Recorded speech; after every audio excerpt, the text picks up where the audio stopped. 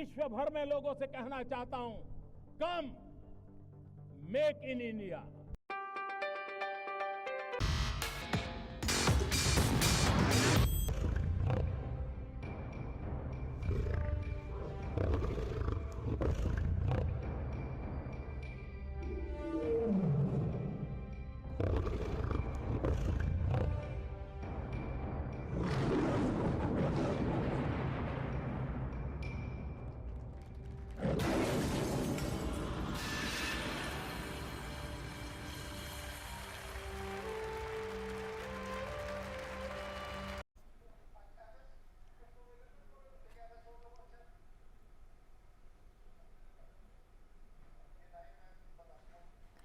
और प्रधानमंत्री नरेंद्र मोदी इस वक्त आप देख रहे हैं सीधी तस्वीरें हिरोशिमा से।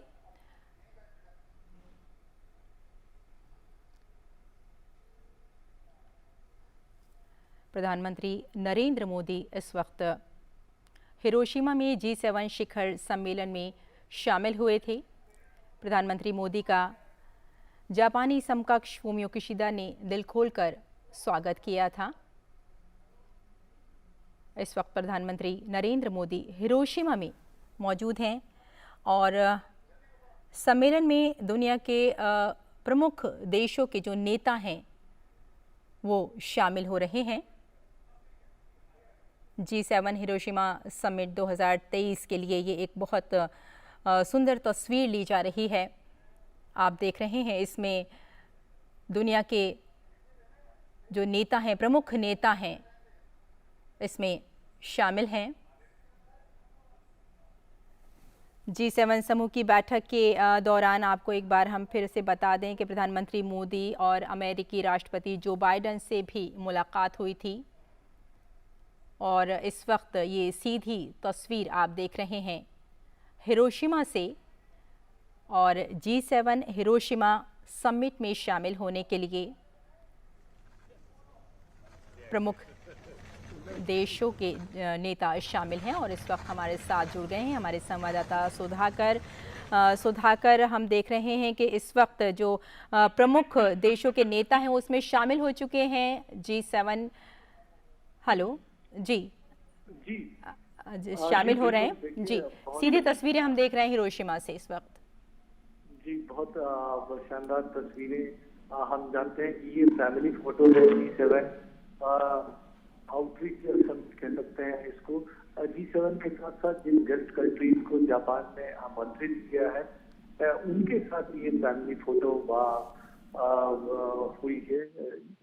जापान G7 देशों के अलावा जिन देशों को आमंत्रित किया गया उसमें जानते हैं भारत है, इंडोनेशिया है, ब्राजील है, साउथ कोरिया है, माफ कीजिएगा, ऑस्ट्रेलिया है, वियतनाम है, कोमोरोस है और कुक आइलैंड है। तो तमाम मुल्कों के जो राष्ट्र प्रमुख हैं वो इस बैठक में शामिल हो रहे हैं और जाहिर तौर पर G7 की जापान यात्रा काफ़ी महत्वपूर्ण है क्योंकि G7 की बैठक में शामिल होने के लिए प्रधानमंत्री नरेंद्र मोदी इस समय जापान में हैं और फ्रांस के राष्ट्रपति से द्विपक्षीय मुलाकात हुई है, वार्ता हुई है। उसके आपको हम दृश्य दिखा रहे हैं।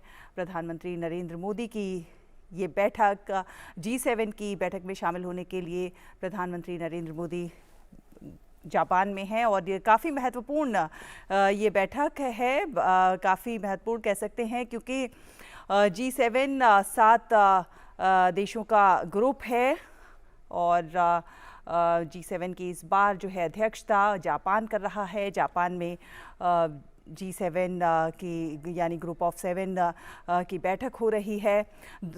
G7 जो है दुनिया की 7 सबसे बड़ी विकसित अर्थव्यवस्थाओं वाले देशों का समूह है। इसमें कनाडा है, France, Germany, Italy, Japan, Britain और संयुक्त राज्य अमेरिका शामिल हैं और इसीलिए इसको ग्रुप ऑफ 7 कहा जाता है। ख़ास बात यह है कि भारत को इसमें आमंत्रित किया गया है। हम जानते हैं कि ये जो ग्रुप है मानवीय मूल्यों की रक्षा के लिए काम करता है, लोकतंत्र की रक्षा के लिए काम करता है, मानवाधिकारों की रक्षा पर काम करता है, साथ ही साथ अंतर्राष्ट्रीय शांति का समर्थक है। G7 जो ग्रुप है ग्रुप ऑफ 7 हम इसे कह सकते हैं, समृद्धि और सतत विकास के सिद्धांत पर चलता है और इसीलिए भारत का वहाँ पर होना बहुत ही मायने रखता है, बहुत महत्वपूर्ण है, क्योंकि भारत इन तमाम सिद्धांतों को साथ में लेकर चलता है। इसके साथ ही ये जो ग्रुप है ये खुद को कम्युनिटी ऑफ वैल्यूज़ का आदर करने वाला समूह मानता है और भारत की भी यही विचारधारा है। इसलिए भारत का वहाँ पर प्रेजेंस जो है वो अपने आप में बहुत ज़्यादा महत्वपूर्ण है।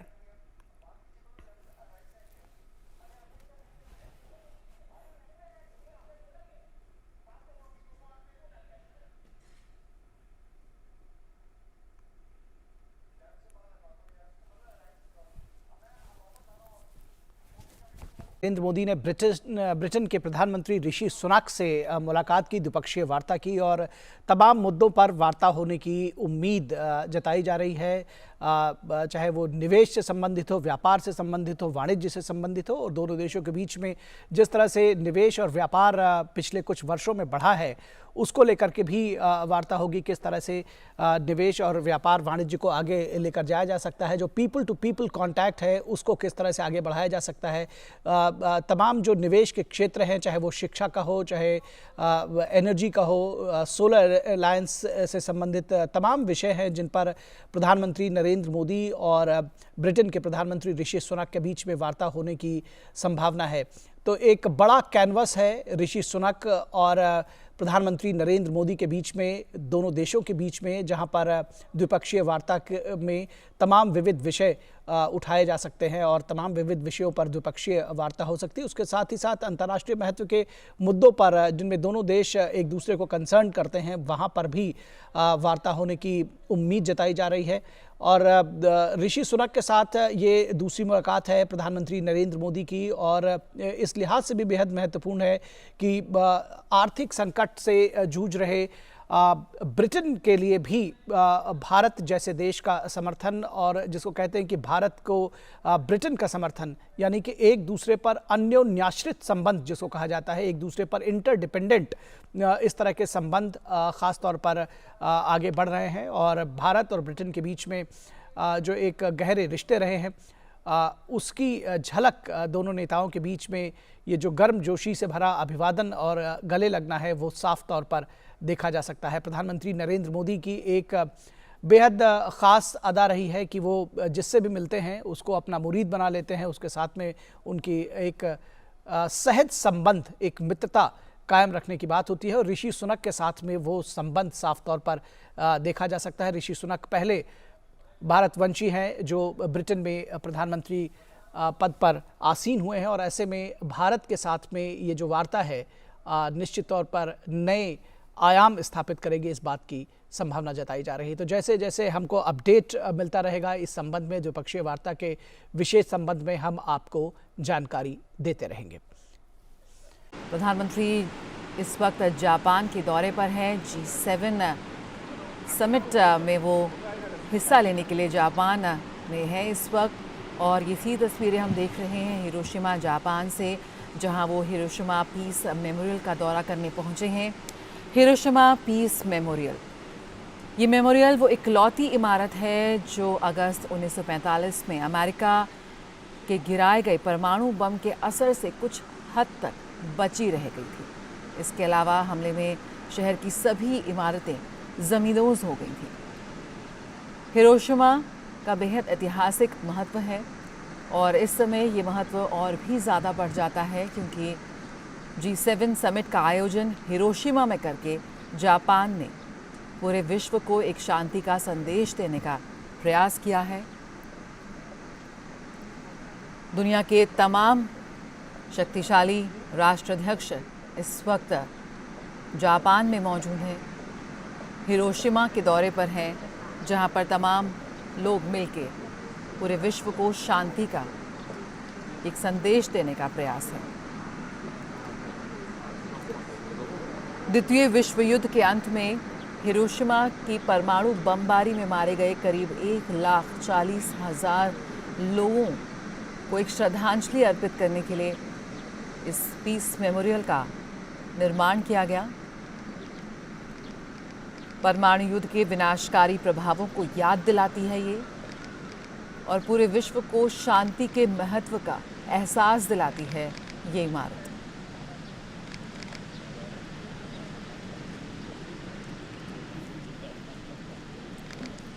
सुधाकर दास हमारे साथ जुड़े हुए हैं। सुधाकर, कहा जाता है कि जो इसकी संरचना है, जो इसका पूरा कंस्ट्रक्शन है, वो आज भी उसी तरह से रखा गया है जिस समय ये उस समय जब बमबारी के बाद ये इमारत बची थी। इसको संरक्षित करने के लिए काफ़ी प्रयास किए गए हैं।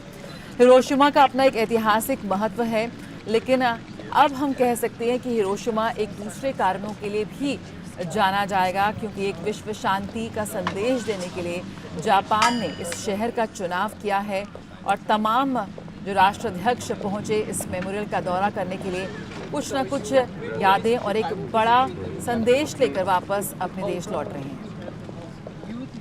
बिल्कुल सही कहा जाए आपने, और प्रतीकात्मक रूप से जापान का इस शहर का चुनना ही इस बात का संकेत था कि जापान ये मैसेज यहाँ से पूरी दुनिया में पहुँचाना चाहता था कि विश्व शांति के लिए जो दुनिया का एक कमिटमेंट है इस G7 शिखर सम्मेलन के जरिए दिखे।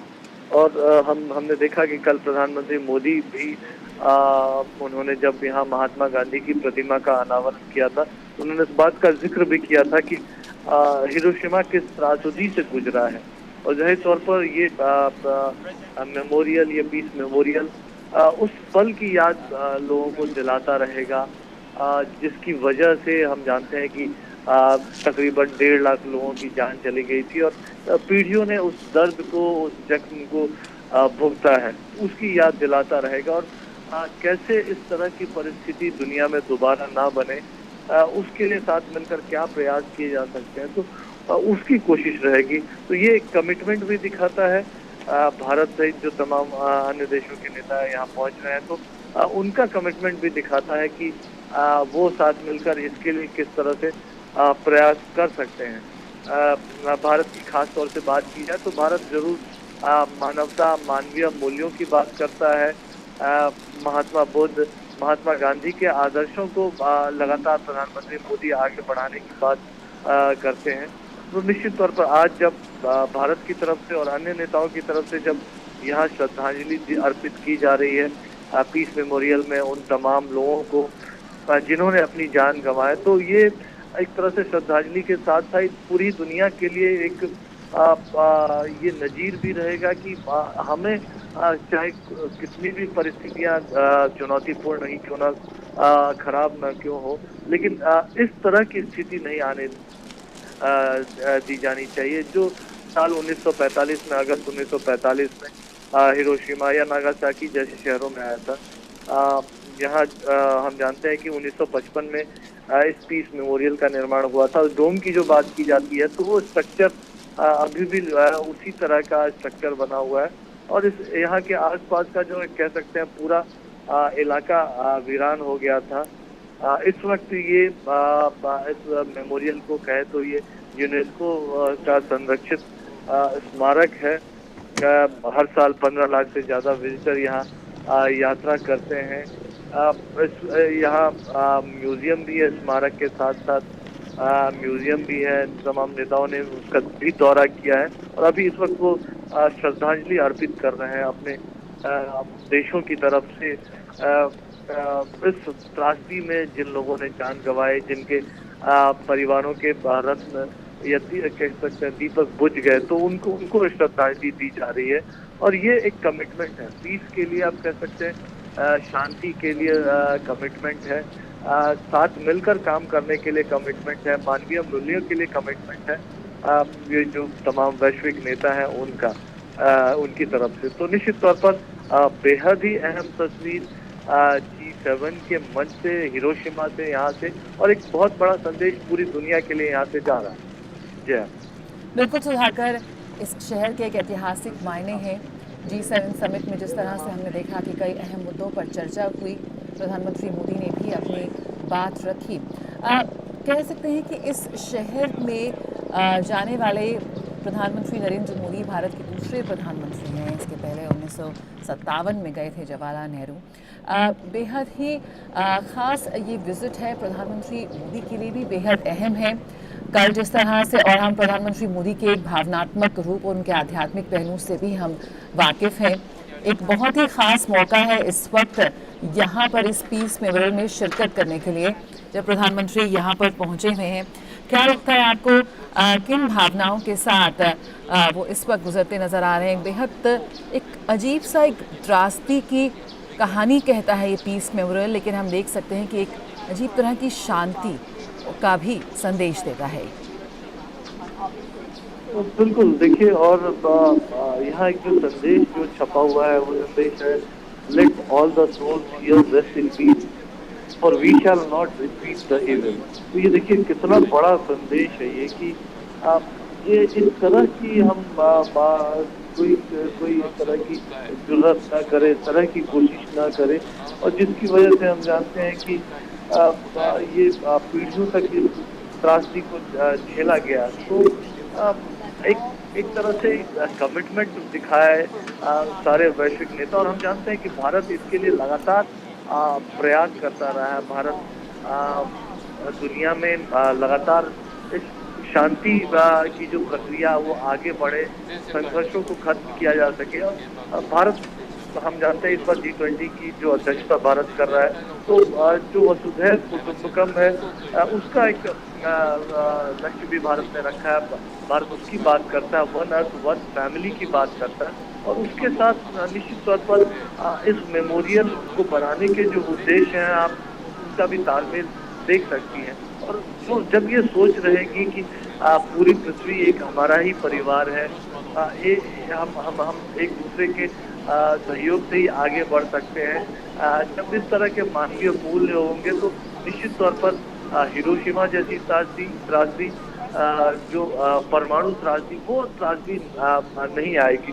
निश्चित तौर पर इस मेमोरियल का मकसद ये है न सिर्फ उस घटना की लोगों को याद दिलाना, उसके बारे में बताना, बल्कि साथ ही साथ लोगों को प्रेरित करना कि उस चीज से कहीं ना कहीं दूर रहे। परमाणु एक तरह से उसका किस तरह से आगे बढ़ाया जा सकता है, परमाणु खतरे को दुनिया पर से किस तरह से कम किया जा सकता है। हालांकि हम जानते हैं जया वो बहुत आसान प्रक्रिया नहीं है। एक तरफ कई जिम्मेदार मुल्कों के पास परमाणु क्षमता है, तो कई दुनिया में कई ऐसे गैर जिम्मेदार मुल्क। बिल्कुल सुधाकर, हम देख सकते हैं कि इस वक्त श्रद्धांजलि दे रहे हैं तमाम लोग वहां पर पहुंचे हैं। प्रधानमंत्री नरेंद्र मोदी की भी पहली बार वो हिरोशिमा के इस पीस मेमोरियल में पहुंचे हैं और वो यहाँ पर श्रद्धांजलि दे रहे हैं।